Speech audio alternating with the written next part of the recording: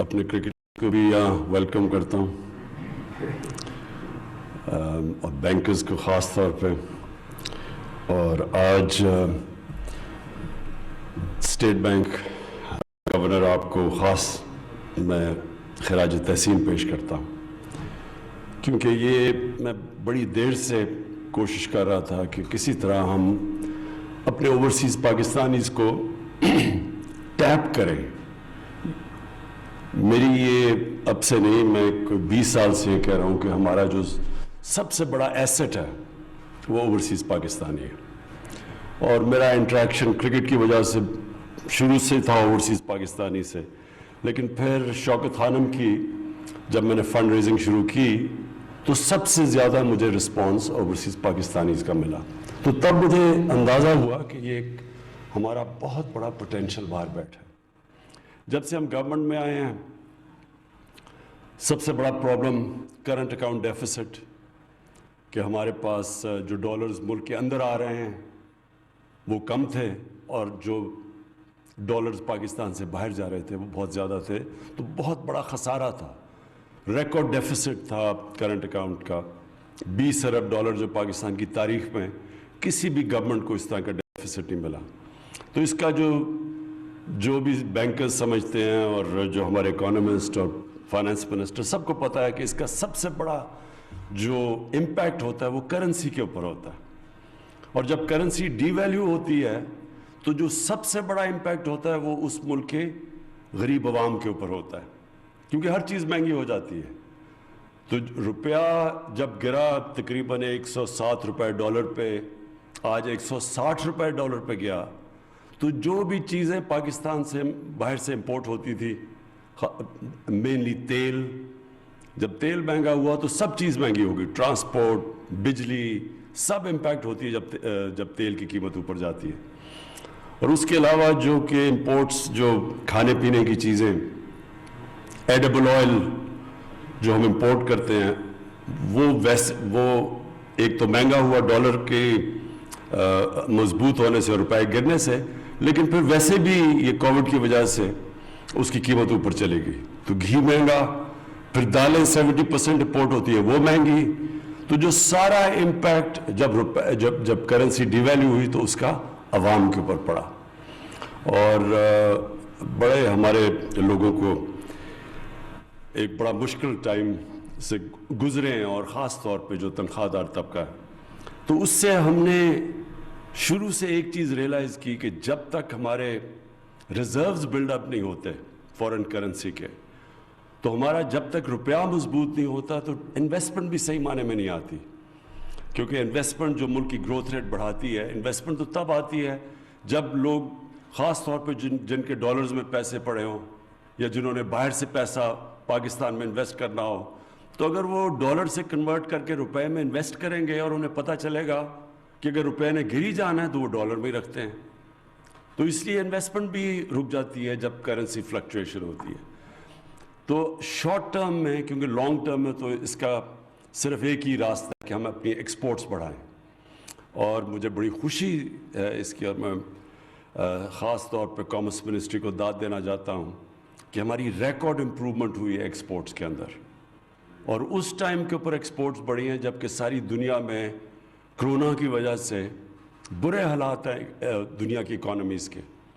और हमारी जो एक्सपोर्ट्स बढ़ी हैं, ये बड़े सगीर में जो हमारे से आगे थे, बांग्लादेश और उनकी हिंदुस्तान जो हमारे कंपेटिटर्स थे, उनसे ज़्यादा तेज़ पाकिस्तान की एक्सपोर्ट्स बढ़ी हैं। और ख़ास तौर पे जो टेक्सटाइल सेक्टर है वो बूम कर रहा है आज। जिधर एक वक्त पे टेक्सटाइल मिल्स बंद करके और रियल एस्टेट में लोग जा रहे थे, आज नई टेक्सटाइल मिल्स लग रही हैं। आज फैसलाबाद, गुजरांवाला, सियालकोट में टेक्सटाइल फैक्ट्रियों के लिए स्किल्ड वर्कर्स नहीं मिल रहे। तो ये एक बहुत बड़ा चेंज आया है जिसके अंदर एक कॉन्शियसली गवर्नमेंट ने कोशिश की अपनी एक्सपोर्ट्स बढ़ाने की, रुपए को स्टेबल रखने की। और रुपए को स्टेबल रखने में ये जो रोशन डिजिटल अकाउंट्स का जो इनिशिएटिव लिया स्टेट बैंक ने, मैं ख़ास तौर पे आज इसलिए आपको रज़ा खराज तहसीन पेश करना चाहता हूँ कि मैं आते साथ ही पहले दिन से शुरू हुआ था कि किसी तरह पाकिस्तान ओवरसीज़ पाकिस्तानीज़ को टैप करो। لیکن وہ ہم نئے آئے تھے, اتنی اور چیزیں تھیں, اور صحیح معنی میں ہم نے وہ مارکیٹ بھی نہیں کیا جب ہم نے شروع کیا یہ. لیکن ابھی اس میں بہت بڑا پوٹینشل باقی ہے.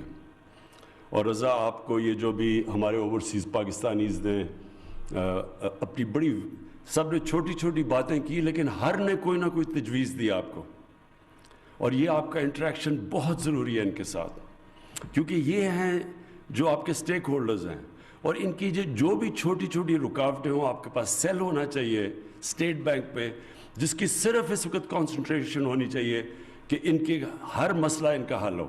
اور یہ جو چھوٹی چھوٹی آپ کو تجویزیں دیتے ہیں, اس سے جتنا آپ سہولت پیدا کریں گے اوورسیز پاکستانیز کے لیے, خاص طور پہ جو ہمارے ورکرز ہیں, جن کے جو چاہتے ہیں آسانی سے اپنا پیسہ یا پاکستانی بینکس میں ریمٹ کر سکیں اس فیسلٹی کے ذریعے, ان کے لیے جتنی آپ آسانی پیدا کریں گے, اتنی تیزی سے یہ ہمارے یہ جو اماؤنٹس بڑھیں گے. تو 88,000 ابھی آپ کے پاس بینک اکاؤنٹس ہوئے ہیں, 88,000, اور غالباً 90 ملکوں میں, 97 ملکوں میں. تو اگر اسی ریٹ پہ اگر ہم چلتے گئے, تو مجھے جو سب سے بڑی خوشی یہ ہے کہ ہماری اسٹیبلٹی اپنی, کیونکہ ہم نے قرضے, ایک تو بوجھ اتنا قرضوں کا پڑا ہوا ہے, ہماری حکومت نے اب تک, حفیظ یہ مجھے کریکٹ کر دیں, کہ ہم نے ریکارڈ پاکستان کے قرضے واپس کیے ہیں. کبھی بھی پاکستان کی تاریخ میں کسی گورنمنٹ نے اتنے زیادہ قرضے واپس نہیں کیے. میں فورن لونز کی بات کر رہا ہوں. اب تک ہم $20 ارب 2.5 سالوں میں واپس کر چکے ہیں. ٹوٹل 6,000 ارب روپے قرضوں کی قسطیں دے بیٹھے ہیں ابھی تک. تو یہ بھی ایک میریکل ہے کہ آج اللہ کا شکر ہے کہ گورنمنٹ اتنے بڑے قرضے کے بوجھ کے باوجود سارے جو ہمارے اکنامک انڈیکیٹرز ہیں وہ پازیٹیو ہو گئے ہیں. یہ کوئی بھی نہیں ایکسپیکٹ کر. اور اس کے علاوہ کرونا کا چیلنج علیحدہ, جو کرونا سے ڈیوسٹیشن ہوئی ہے دنیا کے اندر. میں دیکھ رہا تھا کہ ہندوستان کی جو اکانومی ہے وہ 10% گری ہے, 10% مائنس میں گئی ہے. انگلینڈ کے اندر ان کو 300 سال میں سب سے زیادہ بڑی ریسیشن, آج 300 سال کے بعد اتنی بڑی ریسیشن آئی ہے. اور ہم وہ, اللہ کا خاص کرم ہے ہمارے ملک میں کہ اس کے باوجود کہ اتنے چیلنجز تھے, آج پاکستان کی اکانومی ایک پازیٹیو ڈائریکشن کے پر جا رہی ہے. اور یہ جو آج کی فنکشن ہے, میں پھر سے آپ کو سٹریس کرتا ہوں کہ یہ اس کے اوپر اب آپ کو نئی چیزیں سوچنی ہے, کس طرح آپ نے اٹریکٹ کرنا ہے. ایک تو ہیوی ایڈورٹائزنگ کیمپین, جتنی بھی ایک پلان قسم کی فوکسڈ ایڈورٹائزنگ کیمپین کریں گے اوورسیز پاکستانیز میں, اتنی تیزی سے یا آپ کے اکاؤنٹس بڑھیں گے, کیونکہ ابھی بھی لوگوں کو پوری طرح اندازہ نہیں ہے اس کا. اب یہ میں دیکھ رہا تھا, زیادہ تر تو لوگوں نے سوشل میڈیا سے پک کیا ہے, لیکن الیکٹرانک میڈیا سے نہیں پک کیا. تو آپ کو ایک بڑی انوویٹیو الیکٹرانک میڈیا کی کیمپین کرنی پڑے گی. اور میں آخر میں اپنے بینکس کو ایک تو اس کے لیے جو ان کی ابھی تک جو ابھی ایوارڈز بھی دیے ہیں بینکس کو, ایک تو ان کو اس کے اوپر خراج تحسین پیش کرتا ہوں, کیونکہ بڑی بات ہے کہ ہمارے بینکس نے جو ہماری اب ویژن ہے اس ملک کی گروتھ ریٹ کی اوپر, اور یہ جو فیوچر ڈائریکشن ہے جس طرف ہم جا رہے ہیں, اس میں بینکس کا بہت بڑا رول ہے. میں یہ بھی دیکھ رہا تھا کہ بینک کے ریکارڈ پروفٹس بھی دیکھ رہا تھا, تو یہ بڑی اچھی چیز ہے. تو اب میں یہ امید لگا رہا ہوں کہ یہ پروفٹس آپ استعمال کریں گے اس اکانومی کا گرو کرنے کے لیے. یہ اکانومی جتنی گرو کرے گی اتنی بینکس کا بھی فائدہ ہے. تو میں اس پہ اس میں ایک ایڈورٹائزنگ کیمپین آپ کو کرنی چاہیے. اور اب تو بڑا آسان ہے, پہلے تو یہ پاسبل نہیں تھا کہ اوورسیز پاکستانیز کے لیے کوئی ایڈورٹائزنگ کیمپین کر سکے. اب تو ساری چینلز کے اوورسیز آؤٹ ریچ ہو چکی ہے, اب تو بہت آسان ہے ان کو ریچ کرنا. تو ایک اچھی ایڈورٹائزنگ کیمپین آپ کو کرنی چاہیے, اور اس کا ایک بہت بڑا سارے ملک کو ہمیں فائدہ ہوگا. جتنے بھی یہ اب اکاؤنٹس بڑھتے رہے 88,000 سے جتنا بھی اوپر جائیں گے, मुल्क को फ़ायदा है। दूसरा, दो और इनिशिएटिव्स हैं जिसके अंदर मुझे पाकिस्तान के बैंक्स की बहुत ज़रूरत है। नंबर वन, जो हमारी नया पाकिस्तान हाउसिंग है, हमारा यहाँ अभी तक कोई कॉन्सेप्ट नहीं है मॉर्गेज फाइनेंसिंग की, और उसकी वजह भी थी क्योंकि हमारा एक प्रॉब्लम था फोरक्लोजर लॉज का कि लोग बैंक्स के पास कोई तरीका नहीं था कि अगर कोई डिफ़ॉल्ट करता है तो वो अपने रिट्रीव कैसे करेंगे पैसे। वो अंडरस्टैंडेबल है क्योंकि बैंक्स ने अपने शेयर होल्डर्स को जवाब देना होता है। लेकिन अब जो सिचुएशन है इसमें मैं फिर से आपसे इसकी ताकीद करूँगा कि आपने पूरी तरह इसके अंदर शिरकत करनी है, क्योंकि ये एक ही चीज़ जो पाकिस्तान की ग्रोथ रेट उठा सकती है कि अगर हमारी ये जो कंस्ट्रक्शन इंडस्ट्री और स्पेशली अफोर्डेबल हाउसिंग के अंदर एक दफ़ा आपकी कंट्रीब्यूशन हो गई और बैंक्स ने पूरी तरह इसके अंदर मेहनत से वही जो हर्डल्स आते हैं, एक छोटा आदमी जब बैंक में जाता है तो उसको जब कर्जे की ज़रूरत होती है तो जितना उसके लिए आसानियाँ पैदा करते रहें, ये एक इतनी बड़ा इनिशिएटिव है कि सारी पाकिस्तानी की इकॉनमी को भी उठा देगा।